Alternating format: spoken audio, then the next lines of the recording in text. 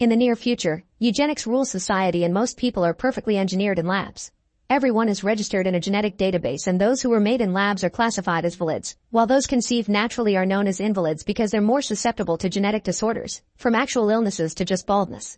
Genetic discrimination is technically illegal, but employers still take urine tests or even the saliva on the resume envelope, which results in genotype profiling. This meant invalids are always relegated to menial jobs. At his apartment, Vincent takes a long time to shave and scrub himself until his body is spotless, then he burns any hairs and dead skin that could have fallen. Next he takes a urine bag from the fridge and connects it to his groin so he can pass it off as his own. He also puts a bit of blood inside a fake fingertip, which he carefully attaches to his actual finger. Afterward, Vincent goes to work at the Gattaca Aerospace Corporation. Every employee must prick their finger for an identity check to be allowed in, and Vincent lets the machine take the blood from his fake fingertip. Then he sits at his desk and works on a computer, running different spaceflight plans. Every so often, he cleans all DNA traces from his keyboard with a little device. The mission director comes by and shows his respect for Vincent's cleanliness. He also confirms he's been chosen to join the flight to Saturn's moon Titan in a week. After the man is gone, Vincent secretly opens a jar and sprinkles some skin, hair, and nails around his workstation. Then he puts a hair on the comb that he keeps in his desk drawer. Later, Vincent is put through a substance test to check he's clean before the mission. Using the hidden bag, he offers the urine sample and when the doctor checks it on the machine, the result says his name is Jerome and he's a valid.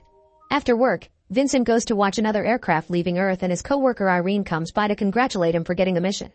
She also points out he's the only employee that watches every single launch every day. A flashback then begins showing Vincent's early life.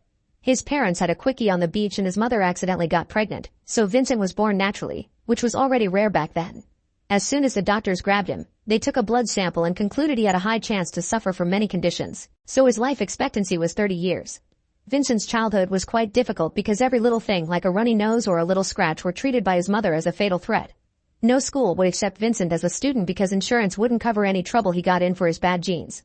Eventually his parents decided to have a second child and this time they went to a genetic lab to do things by the book. Anton had no conditions at all and was happy to spend time with his brother, but Vincent could tell his parents had a favorite. Whenever their parents weren't looking, the brothers would play chicken in the sea, meaning they would compete to see who could swim the farthest away from shore before getting scared and turning back. Anton always defeated Vincent in this competition, which added to his inferiority complex. As Vincent continued to grow up, he became interested in space and dreamed of becoming an astronaut. His parents warned him nobody would hire him because of his genes, but he didn't listen and he went to a few interviews. To his dismay, nobody hired him just like his parents had guessed. One afternoon, the brothers went for another swim and to Anton's shock, this time Vincent defeated him. In fact, Vincent had to go back and help a tired Anton return to the shore. That was the last time they swam together because in the evening, Vincent left his family home to pursue his dreams. Eventually Vincent got a job at Gattaca as a janitor. As he cleaned the offices, he sometimes used the computer when nobody was watching, and he would admire the daily launches.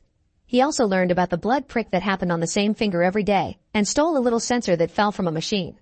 Vincent never stopped dreaming, and the head janitor would mock him for it. In his apartment, Vincent would never stop exercising, which could take a toll on his body. Desperate for progress, in the end he decided to contact a man in the black market who introduced him to the real Jerome, a former swimming star with great IQ and perfect health except for his legs. He was paralyzed after being hit by a car and became wheelchair-bound. The incident happened overseas and wasn't recorded, so nobody knew Jerome became an invalid. Vincent paid both men to get Jerome's identity and a long transformation process began. He got contact lenses to replace his glasses and get Jerome's eye color. He also cut his hair and styled it like Jerome's. ID pictures wouldn't be a problem because nobody paid attention to those anymore. Everything was DNA dependent. The last issue was that Jerome was taller than Vincent, meaning that Vincent had to reluctantly undergo a painful procedure that broke his legs and extended them until the heights matched.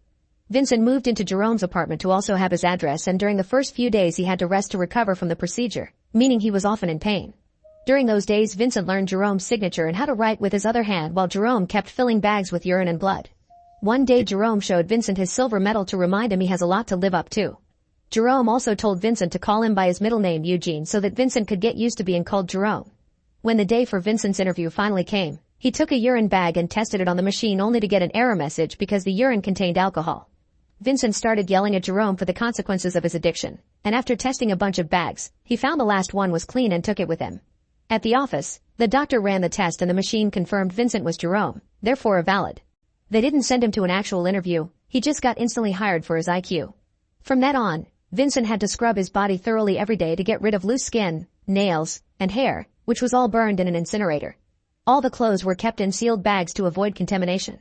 While working, Vincent would spread Jerome's samples on his desk to keep up the illusion and use the fake fingertip with Jerome's blood to pass the identity check at the door. Nobody ever suspected anything. Back in the present, everyone in Gattaca is freaking out because the company administrator has been murdered with a keyboard. Jerome scratches his eye while staring at the gruesome scene and doesn't notice that an eyelash falls off. The cops soon come to pick up every single trail of DNA from the scene of the crime, which includes the eyelash. The boss tells Irene to assist the police in any way they need. The mission isn't cancelled and Vincent will still be going to space. When he shares the news with Jerome, they decide to go out to celebrate. They drink a lot and even do some tricks with smoke inside their glasses. At the office, Irene takes the hair from Vincent's drawer and takes it to a matchmaking service where they run some tests to conclude Vincent is quite a catch. By the end of the night, Jerome is so drunk that Vincent has to help him to bed. Suddenly Jerome makes a confession. He hadn't been drunk during the car crash and it hadn't been an accident. He had actually been trying to self-delete. The next morning, the police forensic department tests all the samples and discovers a mysterious invalid had been in Gattaca, so now he's the prime suspect. Back to Vincent, he puts the little sensor he stole back in his janitor days on Jerome's chest to record 20 minutes of his pulse as he whirls the wheels of his chair extra hard to simulate exercise. Later at Gattaca, Vincent is put on a running test and he replaces the office sensor with the one he brought from home. Meanwhile, the detectives investigate the invalid profile from the eyelash and discover it belongs to a janitor that disappeared a few years ago. They come to the office to ask some questions and Vincent overhears them while they talk, which makes him nervous. To make matters worse, the 20-minute long recording soon ends and Vincent's real pulse appears, which is rather high. He immediately rushes to the locker room and collapses as he tries to catch his breath. After work, Irene meets with Vincent and admits she read his DNA sequence, which of course actually was Jerome's. She's very impressed by how perfect he is and feels inferior, admitting that she's a lab baby but still has a likelihood of heart failure. This means she'll never be allowed to join a mission. When Vincent says he doesn't see anything wrong with her, Irene hands him a lock of her hair and encourages him to test it to discover her genetic flaws, but Vincent tosses it away and claims that the wind blew it. Sometime later, Vincent is working at the computer when suddenly all the employees get the profile of the invalid from the eyelash because he's a wanted man. Thankfully nobody recognizes him, but Vincent is still afraid. When he gets home he tells Jerome that he's the prime suspect and starts throwing away all the blood and urine bags. Jerome immediately stops him, reminding him they would never look at Vincent and see an invalid. That night, Vincent decides to go out because it would be suspicious if he changed his routine. When Jerome looks out the window, he sees that Irene has come to pick Vincent up. Moments later, Vincent and Irene are attending a piano concert as their first date. After the concert, the pianist throws his glove into the audience, and Vincent realizes he has 12 fingers. Irene explains such a complex piece of music could only be played by those hands. Meanwhile, the detectives are rounding up a bunch of invalids from the neighborhood in order to find the murderer, but obviously none of their DNA matches the eyelash. They decide to investigate all the buildings that surround Gattaca and they make it to Jerome's apartment, so he gets a blood test too.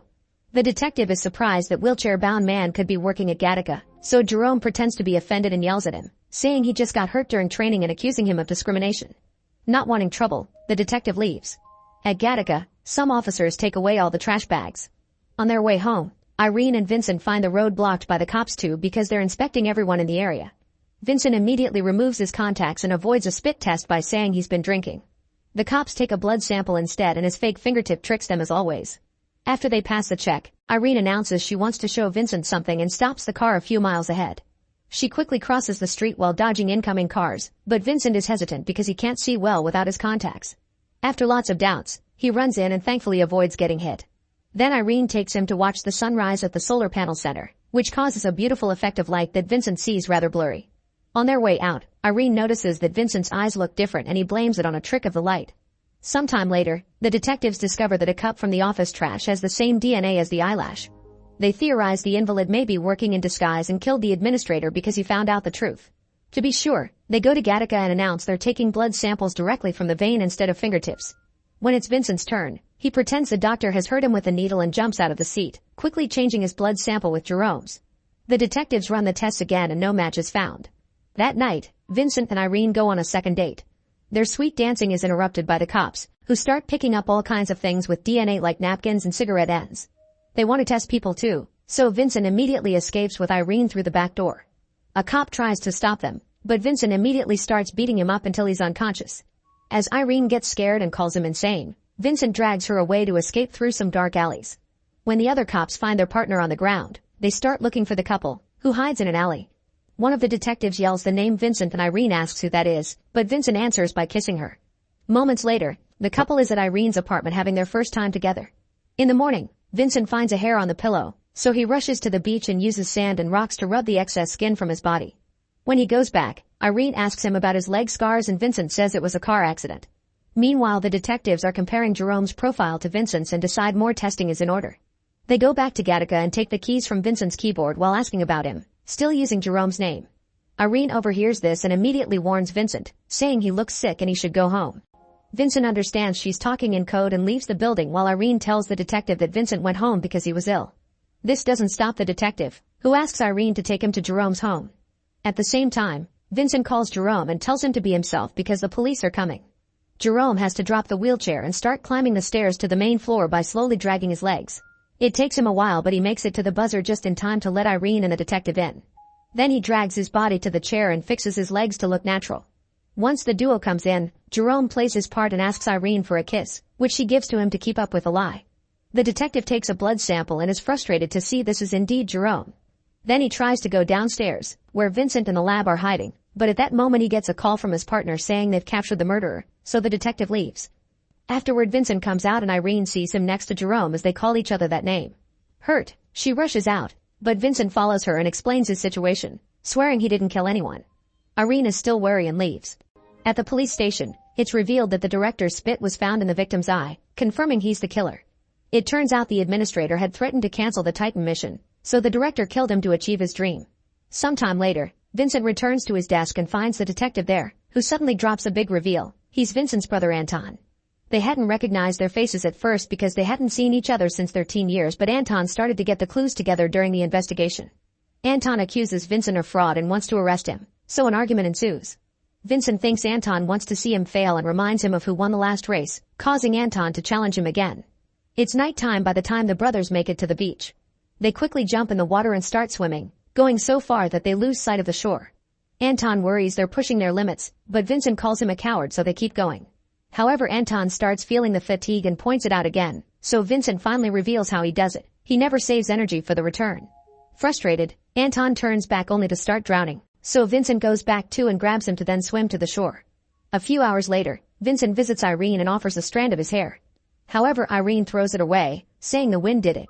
They spend the night together at her place as a goodbye since Vincent will be gone on his mission for a year. The next morning, Vincent returns to his apartment and finds the lab covered in plastic. Jerome reveals he's had prepared enough sample bags to last him 2 lifetimes, implying he won't be around when Vincent returns. When Vincent asks him where he's going, he only says I'm traveling too. Jerome also hands Vincent a card, telling him not to open it until he's in space. Afterward, Vincent goes to Gattaca to get ready for his mission. The doctor informs him that there's been a change of policy, so a new urine sample is needed. Vincent hadn't expected this and didn't bring Jerome's bag, so he starts peeing in a cup while lamenting the loss of his dream. However, the doctor reveals he's always known and never said anything because he also has an invalid kid and thinks he deserves better.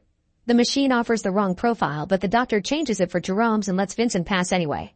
Before he leaves, the doctor informs him that he knew because Vincent always grabbed his member with the wrong hand. At the apartment, Jerome grabs his silver medal and enters the incinerator, ending things for himself. At the same time, Jerome gets on the spaceship and leaves the planet. Once Vincent is far enough, he opens Jerome's card and discovers a large lock of his hair. Now Jerome has technically visited space as well. Make sure to subscribe and turn on notifications so you can watch more videos like this. Thanks for watching.